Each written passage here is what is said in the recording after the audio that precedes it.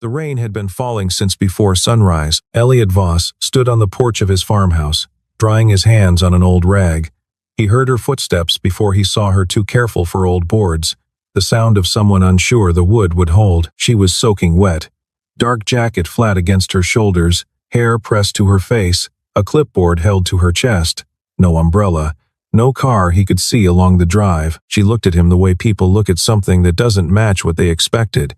Then she straightened. "My name is Sloane Devereaux," she said. "I need a husband before Friday, and according to every file I have, you are the only person I can trust." Elliot looked at her, then out at the rain moving slow across the pasture, then back at her. "Come inside," he said. "You're soaked through." He walked in. She followed. Neither of them said anything else. Sloane Devereaux ran a $4.2 billion company. She had flown to 4 countries in a single week, more than once. She had sat across from senators and fund managers and men who believed their net worth entitled them to speak over her, and she had never once lost the thread of what she wanted. She had never in her adult life driven 4 hours through a rainstorm to ask a stranger for anything. And yet here she was, standing in the kitchen of a Vermont farmhouse that smelled like coffee and damp wood, dripping on a floor that had seen 60 years of mud. What had brought her to this door was not desperation, not the kind she would have named. It was logic, the same logic that had saved Devereaux Holdings once before. She just hadn't anticipated that logic would require her to stand in someone else's kitchen at 8 in the morning, uninvited, leaving a puddle on the linoleum with a small girl at the table watching her over a bowl of oatmeal. This was Maeve. Sloane had not factored in a child. 2 mornings earlier, Elliot had done what he did every morning up before the alarm. Coffee, animals before the light was fully up. Maeve had followed in her rubber boots, a size and a half too large, found at a church sale months ago and impossible to part with. They slapped against the wet grass with each step. "Dad." She squinted at the nearest cow with the gravity of someone conducting a serious examination. "Does Lucy look sad today?" He looked. Lucy was eating. "No," he said, "she's just thinking." Maeve nodded once, with the seriousness of someone who has received a completely satisfying answer. On Saturdays he drove to the farmer's market in town. People greeted him with nods, the kind that meant you had been here long enough and caused few enough problems to have earned your place. He preferred that to the other kind of recognition. He had lived that other kind for years. It had cost him more than he could easily count. His neighbor Dale Purcell found him near the vegetable tables that same Saturday, holding a crumpled bank loan agreement. He was trying to expand his operation. The bank had sent a contract that looked reasonable if you read the first 3 pages and stop there. Elliot took the papers. 15 seconds. The interest rate is variable, not fixed. It's in the appendix on page 9. If prime moves 2 points, your monthly payment goes up more than you're planning for. He turned a page, and there's a cross-collateralization clause. 1 bad season, and the bank can call both properties your new land and your existing farm. Dale stared. "How do you know all that?" Elliot folded the papers and handed them back. "I read a lot," he said, and moved on. That night, after Maeve was asleep, he sat at the old wooden table with his laptop open. Financial transaction records on the screen, a set of numbers he had been watching for 3 years with the patience of someone who understood that waiting was not the same as doing nothing. He stared at the screen for a long time, then he closed the laptop. In the locked drawer of the table, beneath a tray of rubber bands and old envelopes, was a sealed envelope he had carried through 2 moves without opening. The logo in the corner read Hargrove Capital Group, Boston, Massachusetts. Beneath it, face down, was a photograph of a man in a dark suit, standing before a glass tower, looking at the camera with the expression of someone who believed he was exactly where he was supposed to be. He hadn't looked at the photograph in a year.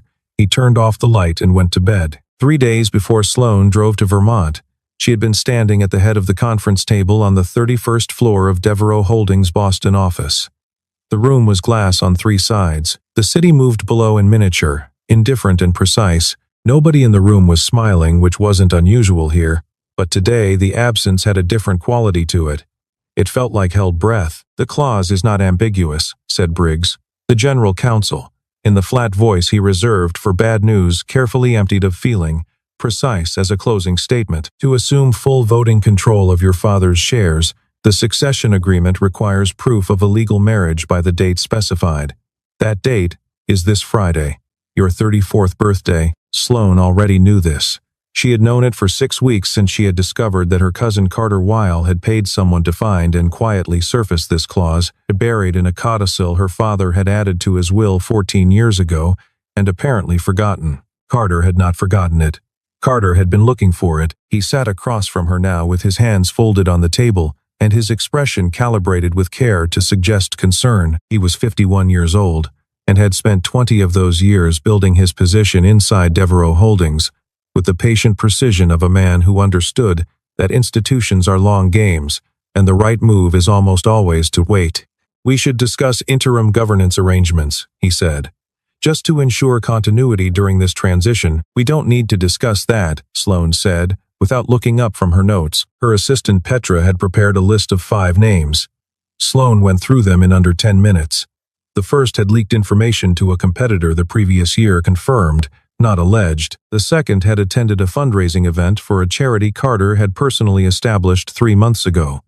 The third had signed a consulting agreement with a firm in active litigation against Devereaux Holdings. The fourth lived in London. The fifth had made a comment off the record to a journalist that would be published within the week. Sloane set the list on the table. "Is there anyone else?" Petra hesitated. "There is one more. But he's raising cattle in Vermont." She placed a single page on the table. It was a profile pulled from Hargrove Capital's archived records, cross-referenced with 3 additional sources. Elliot Voss, former CFO. Left the industry in 2019, no announcement, no press release, no explanation of any kind. What the profile described, in the flat language of corporate records, was a man who had discovered an internal fraud scheme in 2018, $200 million, misrouted through subsidiary accounts over 4 years. He had identified it, documented it, and reported it through proper channels. He had not sold the information, had not used it as personal leverage, had done what was right, and then disappeared from the industry as completely as if he had never been part of it. Sloane read the profile twice. Then a third time. "Address?" she said. At the far end of the table, Carter Weil watched her pick up the page, read it, ask for the address. Something moved through his expression in the space between 1 second and the next, not surprise, not concern. Something more deliberate, the expression of a man updating a calculation in real time, very quickly, before anyone in the room noticed him doing it. Nobody at the table was watching Carter. Sloane was already getting up. The fact that a man who had done everything right had vanished so completely was not a coincidence.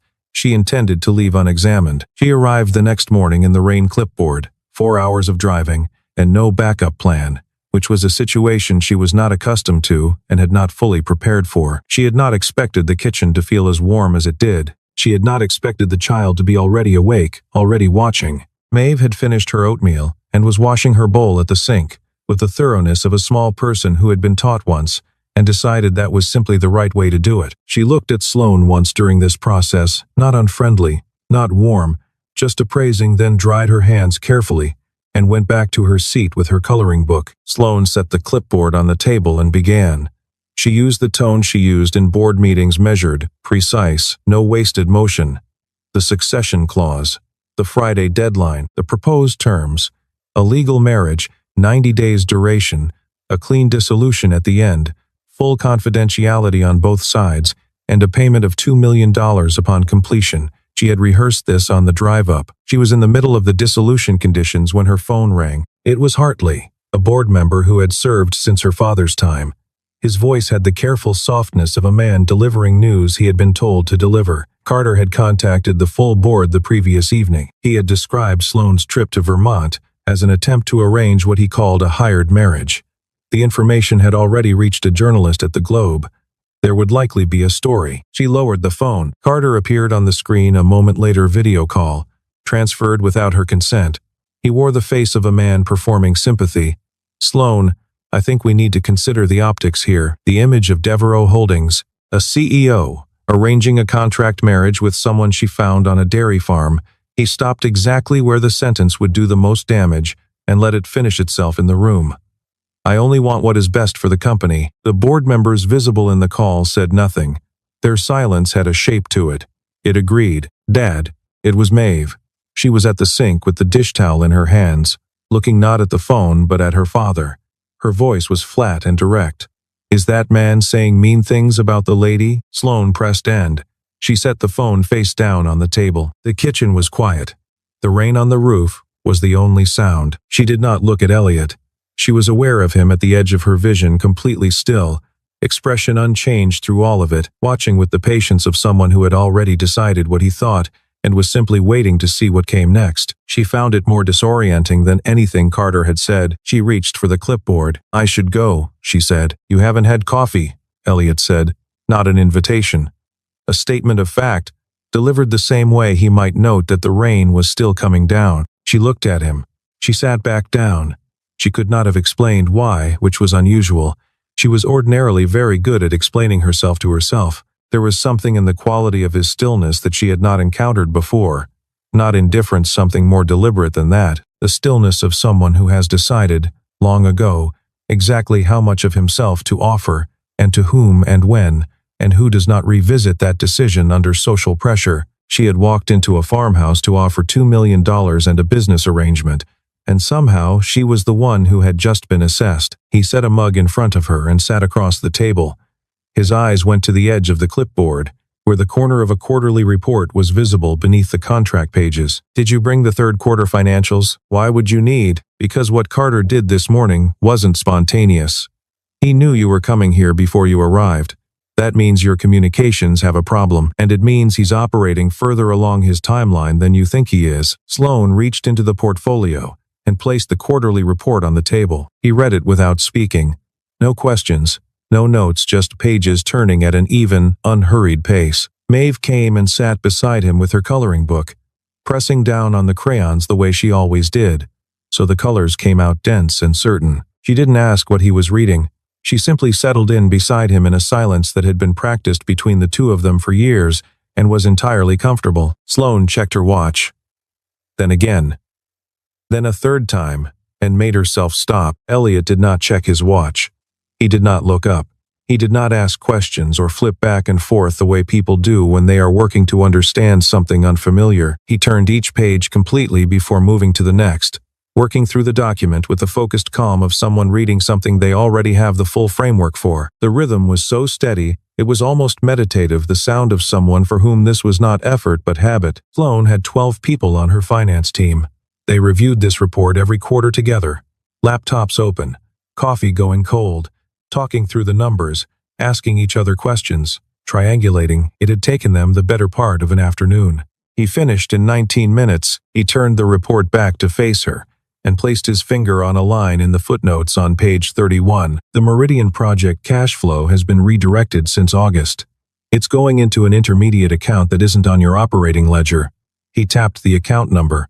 "This is not an accounting error. Someone who understood your internal reporting structure put it exactly where your standard quarterly review wouldn't catch it." She looked at the number for a long time. Not one of her 12 people had flagged this line. Elliot stood and carried his mug to the counter. He stood with his back to her, looking out at the rain on the pasture, hands resting lightly on the edge of the sink. He did not offer to explain further. He did not turn around. He had read 47 pages of financial documentation in 19 minutes and found the one line that mattered. He had not announced it as remarkable. He had not looked up to see if she was paying attention. He had simply done it and moved to the window, as if the only interesting question was what came next. Sloane looked at the account number on page 31, then at the window, then at the back of his head. She had driven 4 hours to find someone useful. Someone who could stand in a room and hold a title for 90 days without causing an incident. She had categorized this task accordingly: logistically complex, personally distasteful, practically necessary. She had filed it in the same mental folder as other things she had done for the company that she would not discuss at dinner. She had not expected to sit across a kitchen table from someone who had just read 47 pages of internal financial reporting in 19 minutes and found the one line that her 12-person finance team had missed in a full afternoon. She had not expected to feel, for the first time in 6 days, that the problem might be solvable, or that she might not be the most prepared person in the room. "Stay through tonight," he said, without turning from the window. "There's more to go through." She said nothing, but she didn't reach for her clipboard, and he didn't ask her to. She stayed. The guest room had a blue quilt and a window that looked at a dark pasture, and she lay awake for a long time listening to the rain slow and eventually stop. When she got up at 3 for water, Elliot was still at the table, the laptop open in front of him, the screen the only light in the kitchen. He didn't look up. She went back to bed and lay in the dark and listened to the house settle. The email from her attorney arrived at 7:42 the next morning. Carter had collected signatures from 3 board members on a petition for an emergency session to be held Thursday, one day before her deadline to revisit the succession clause on the grounds of leadership instability. If the session happened, and the board voted Carter's way, she would not simply delay her claim on the controlling shares. She would lose it permanently. At the same moment, Elliot turned his laptop to face her. The intermediate account that the Meridian funds were flowing into traced through 2 shell layers to a limited liability company registered in Delaware, incorporated in March of 2019, 1 month before Elliot Voss had left Hargrove Capital. She looked at the dates, then at him. He was watching through the window. Maeve had gone outside despite the fine drizzle still falling, crouching near the fence post, examining something in the mud with the total absorption of a child who has found something important. Then Maeve's boot slipped on the wet grass. She went down hard on one knee, and for a moment, she just sat in the mud, looking at her leg with an expression of pure surprise. Elliot was already moving. He had the first aid box from the cabinet before Sloane had fully processed what happened. He went outside and crouched beside Maeve and said something low and quiet that didn't carry through the glass. His hands moved through the process, cleaning the scrape, checking it, wrapping it with the efficient calm of someone who had done this before, not many times but enough to know exactly what the next step was, without having to think about it. He said something else. Maeve laughed, a small surprised sound. He touched the top of her head. He carried the box inside. He washed his hands. He looked up at Sloane. "You need to decide before noon." She was still holding her phone. "Decide what?" "How much you trust me," he said. He dried his hands and put the towel down. There was nothing complicated in the way he said it, just the question itself, patient and plain, offered the same way he had offered her coffee that morning. Not pressure, not performance. Just the next thing that needed to be said. She didn't answer right away. She was watching the place near the fence where Maeve had stood back up and was already back at her drawing in the mud, boots streaked with dirt, entirely over it, already on to the next thing. Sloane thought about page 31. About 12 people who reviewed reports like that every quarter and had not flagged that line. She thought about what it meant to find something in 19 minutes that a team of professionals had missed in an afternoon, and to say nothing about it. To simply move to the window and look at a field, as if the remarkable thing about what had just happened was only the question of what came next. She thought about Carter's face in the fraction of a second, before he composed it, not the face of a man who had been surprised, but of someone recalculating, someone who had already prepared for multiple outcomes and was simply updating his position as new data arrived. She thought about the sealed envelope, about a man who had been carrying something for 3 years without rushing, without acting before the moment was right, with the settled certainty of someone who understood that patience and inaction were not the same thing, and that the difference between them was everything. "Noon," she said. "Okay." He nodded once. He walked back to the window. The drizzle had stopped. The pasture was showing its color again in the pale morning light, green coming back under the gray. The silence that followed was easier than she expected. At noon, she placed the contract on the kitchen table. This version had been drafted by her firm's lead transactional attorney, 12 pages, every material term addressed with precision, reviewed by 3 additional partners before she left Boston. The attorney had 20 years of experience, and was not someone who missed things. Elliot sat down and read it the way he did everything, no hurry, no performance. He turned each page completely before moving to the next. When he finished, he turned back to page 7. "This confidentiality provision," he said, "if Carter initiates litigation against the marriage, and he will, his attorneys can argue the clause is unenforceable because it was entered under conditions that constitute duress. As written, the provision doesn't account for that argument. If they succeed, everything you're protecting becomes discoverable in the resulting proceedings." He looked at her. "Your attorneys missed it." She said nothing. She looked at page 7. He picked up a pen from the jar on the table and made 2 small marks, one in the margin of page 7, one near the bottom of page 11. Specific carve-out language at both of these points. With that in place, the clause holds even under legal challenge. She looked at the marks, then at him. "Where did you go to law school?" "I didn't." He put the pen down and placed his hands flat on the table. "I'll sign this. But I have one condition." She had prepared herself for this. "If it's the compensation, not the money." His voice was level and unhurried. "I need access to the complete transaction record between Devereaux Holdings and Hargrove Capital, 2018 through 2020. Those are confidential internal records, because Carter Weil used my name to authorize a transaction I never signed." He held her eyes. "Before I walk into that boardroom on Friday, I need to be standing on something solid enough to hold both of us." She looked at him for a long moment. He looked back without the forward lean of someone who needs to be understood. He simply waited, the way he seemed to do everything with the patience of someone who has decided that what matters is rarely urgent, and what is urgent rarely matters. "How long have you known?" she asked. "Long enough," he said. "And you've been sitting here, waiting?" "Yes." She let out a slow breath. She looked at the two small marks in the margins of a document that 4 attorneys had reviewed and cleared. She thought about the profile, about what it described. A man who had found $200 million misrouted over 4 years, had documented it, reported it, and told no one outside proper channels, who had not sold the information, who had not used it as leverage to improve his own position, who had simply done what was right and then disappeared from the industry as completely as a stone dropped in a deep lake. She had read that profile 3 times in a Boston boardroom and thought she understood what it meant. She understood it differently now, sitting at this kitchen table with the cups still on the counter, and the rain still moving across the pasture outside, and a man across from her who had found in 19 minutes what 12 of her trained professionals had not found in an afternoon, and had said nothing about it, and had moved to the window, and had waited. Then Maeve appeared in the doorway. She was carrying a plate with oatmeal cookies arranged in a careful circle, 8 of them, placed with the deliberate precision of a child who wants things to look right before presenting them. She crossed to the table and set the plate in the exact center of the space between the 2 adults. She looked at neither of them. Then she turned and walked back out into the hallway, her footsteps fading on the old wood floor. Sloane looked at the plate. Then at the door, she picked up the pen.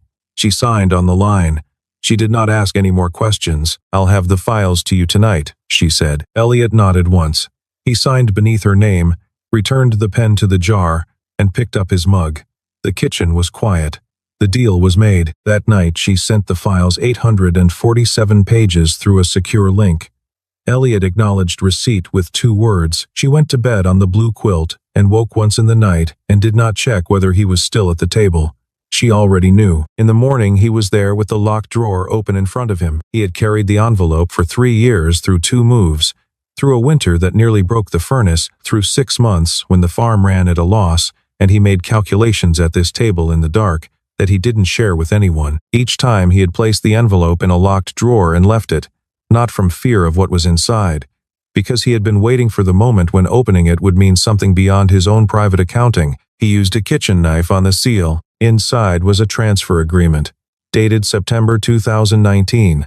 It authorized the movement of $340 million in Hargrove Capital assets into a private holding entity. The signature at the bottom read Elliot Voss, Chief Financial Officer. He placed it on the table in front of Sloane without a word, and put his finger on the signature. She looked at it for a long time. She had seen his actual signature in the background file on his resignation letter, on several internal memos. What was on this document was not quite the same, close enough to pass a casual review, not close enough to survive a forensic examination. She opened her laptop and went to page 203 of the Devereaux file. Another transfer agreement. 2021. Same account structure, same routing pattern, same signature. 2 years after Elliot Voss had ceased to exist in the industry. "He kept using your name," she said. "After you were gone, he didn't stop." Elliot looked out the window. Maeve was at the fence again, drawing in the mud with a stick.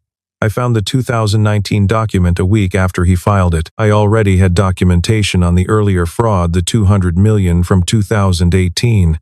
I was ready to go to the SEC. A pause. My wife was in the hospital. 6 weeks already. The bills were significant. Fighting Carter in court would take years I didn't have. He came to see me. He offered to resolve the medical debt, all of it, if I walked away from the industry permanently and said nothing." He stopped. Outside, Maeve stood up and looked at her drawing with her head tilted. "I said yes," he said. And I left. Sloan looked at the document on the table. And then you came here. And then I waited. He turned from the window. I could not act without internal Devereaux records. Everything I had pointed in one direction, but it was only my side of it. I needed documents that only a sitting CEO could legally provide. He met her eyes. When Carter started accelerating the board maneuvering, the petition, I knew he was getting close. I knew eventually someone would need something from me. I just had to be ready when they arrived. You knew I was coming. I knew someone was. She was quiet. How long were you willing to wait? As long as it took. His voice didn't change. Maeve needed me here. Not in depositions, not in proceedings that would put her father in the news for something a 6-year-old couldn't understand. He looked at his daughter through the glass. She had turned from her drawing and was looking up at the gray sky with her face tilted back, the way children do when they feel a change in weather before anyone else does. I would have waited until she was old enough to hear it. However long that was. Sloan looked at the document, then at the window, then, quietly, "How many years have you been carrying this alone?" Elliot looked at Maeve through the glass. 3, he said. Sloan looked at the envelope still open on the table, the document inside, and the 3 years it represented. She looked at it for a long moment.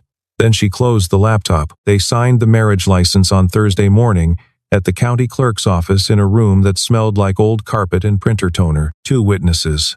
Doris, who had done this enough times that her signature was nearly a reflex, and Dale Purcell, who had driven over without being asked, and stood through the brief formality with the expression of a man who had found himself more moved than he expected. Maeve sat in a plastic chair in the hallway with her coloring book, her booted feet swinging well above the floor. On Friday morning, Sloan walked into the Devereaux Holdings boardroom at 9:15, 14 people. Carter at the far end with his attorney. 3 board members who had signed the petition in their usual chairs. The room had the particular stillness of people who believe something is already decided. Sloan placed the marriage certificate on the table. The succession clause is satisfied. Carter looked at the document without visible reaction. The board will need time to review and verify, then verify it, Sloan said. She sat down. Carter opened his presentation and moved through it with the unhurried confidence of a man who had rehearsed every word. Financial irregularities in the Meridian project. Leadership instability, concerns about quarterly numbers, slide after slide. Each one a piece of an argument built over months, designed to make everyone in the room believe Devereaux Holdings was failing, and that Sloan Devereaux was why. 3 board members nodded at the expected moments. Sloan did not interrupt. She watched Carter the way she watched things she was about to dismantle, with the understanding that the right moment is never the first one available. Elliot sat in the row of chairs along the wall behind her. Dark blue shirt, the only one he owned that wasn't flannel, hands on his knees, eyes on Carter, nothing in his posture drawing attention from anyone. He said nothing for 40 minutes. Carter reached the end. In the interest of the company, I move that we proceed immediately to a vote on interim governance authority. Elliot stood up. He walked to the table and placed a thin folder on the glass surface. No announcement. No pause. The way he set things down in his own kitchen, because it was simply the next thing that needed to happen. He looked at the board. Not at Carter. At the 14 people around the table. "My name is Elliot Voss," he said. His voice was level and not loud. "I was the chief financial officer of Hargrove Capital Group until 2019. I did not leave voluntarily. The man at the end of this table used my signature to authorize the transfer of $340 million into a private holding entity he controlled while my wife was dying in a hospital, and I did not have the resources to fight him in court. He came to me and made an offer. I accepted it. I walked away from my career and agreed to stay silent. Not one person in the room moved. I have been silent for 3 years. I stayed silent because my daughter needed me present, and not in a legal battle I wasn't ready to win. Today, I am ready." He placed a second folder next to the first. Inside, the 2 forged signature documents, side by side, with a certified forensic analysis from a handwriting expert in Philadelphia, notarized 5 days ago. Bank transfer logs tracing the funds through shell layers to entities in Carter's name. Internal emails from Carter's account directing the structuring of those transactions. And an audio recording from April 14, 2019, a meeting at Hargrove Capital. Carter's voice was clear. The offer was stated with complete specificity. The dollar amount of the medical debt was named aloud. Carter looked at the recorder in the folder. For the first time that morning, something happened in his face that was not a calculation. It lasted less than 2 seconds. The look of a man who has understood that a thing is finished. A board member named Adler, 9 years on the board, one of the 3 who had signed the petition, raised her hand. "I would like to withdraw my name from the petition," she said. The vote was 9-1. Carter Weil was removed from the board and from all advisory roles, effective immediately. While the room reorganized itself around the aftermath, Elliot picked up his phone and walked to the window. The city was gray and unchanged behind the glass. Sloane watched him from her seat. He was texting Maeve. "Hey, almost done. What do you want for dinner tonight?" She read it twice. Then she looked away. The drive back to Vermont took 4 hours.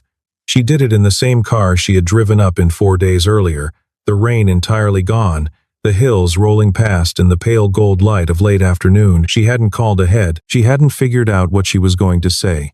Somewhere near the Connecticut border, she had simply gotten in the car and started driving north. The farm looked entirely different in the sun. In the rain, it had been muted and gray, a shape at the end of a wet drive. In the afternoon light, it had depth, the green of the pastures, the weathered white of the barn, the fence line tracing its patient way toward the tree line.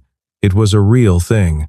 Solid. She sat in the car for a moment before getting out. Maeve heard the car first. She came running out in her socks, which her father had certainly told her not to wear outside, and stopped at the edge of the porch with a wide, unsurprised smile. "Miss Sloane, Dad said you might not come back." Sloane stood at the foot of the path. "He said that?" "Yeah." Maeve considered this without judgment. "But I told him he's usually wrong about stuff like that." She turned and ran inside. "Dad!" She came back. Elliot came out a minute later. He looked at her from the porch in the evening light without surprise, which she now understood meant he was paying close attention. He came down 2 steps and stopped. She stood at the bottom of the path with nothing in her hands. "I want to apologize," she said. "When I first came here, the way I looked at this place, the way I looked at you, I thought I knew what I was seeing." "You don't need to apologize for that," he said. "Then what do I need to apologize for?" He was quiet for a moment. He came down the last 2 steps and sat on the bottom one, forearms on his knees, looking out at the field where the light was long and going gold. "For thinking a person can be valued by what they're doing," he said, "instead of what they've chosen not to do." Sloane stood still. Then she sat down on the step beside him. He hadn't made room. She sat down anyway, and there was room. The field was quiet. The air had turned cool and smelled like grass and the beginning of evening. Somewhere in the pasture, one of the cows moved through the long grass with the unhurried certainty of something that has nowhere else to be. Maeve appeared in the doorway.